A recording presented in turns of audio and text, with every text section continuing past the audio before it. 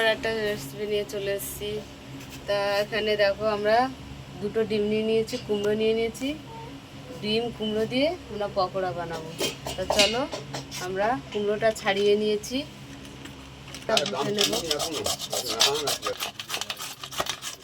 কুমড়োটা এরকমভাবে আমরা ঘষে নেব।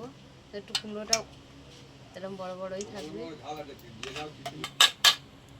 তো আমাদের কুমড়োটা ঘষা হয়ে গেছে।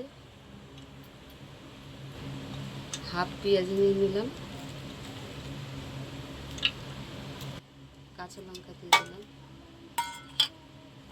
বেসন দিয়ে দিলাম, চালের গুঁড়ি একটু দিয়ে দিলাম। তো দুটো ডিম ভেঙে আমি দিয়ে দিচ্ছি।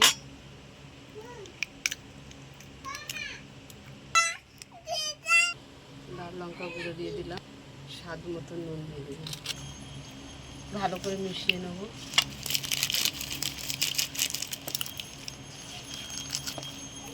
তো দেখো আমাদের মিশানো হয়ে গেছে।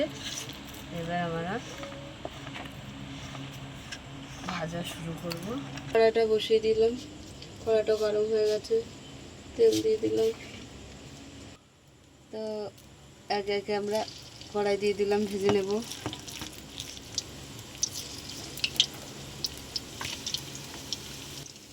কি করছি আমি? তো আমাদের কুমড়ো পেঁয়াজের পকোড়া হয়ে গেছে, দেখো তুলে নিলাম। গোটা গোটা লঙ্কা দিয়ে দিচ্ছি।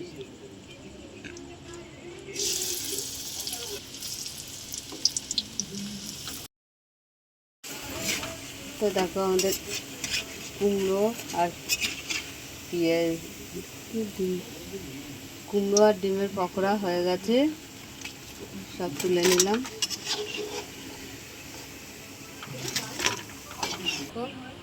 এখানে কুমড়ো আর ডিমের পকোড়া তো হয়ে গেছে। কেমন লাগলো বলো, ভালো লাগলে লাইক করে দেবে, শেয়ার করে দেবে, কমেন্ট করে দেবে, ফেসবুকে ফলো করে দেবে, ইউটিউবে সাবস্ক্রাইব করে বন্ধুদের পাশে থাকবে। টাটা।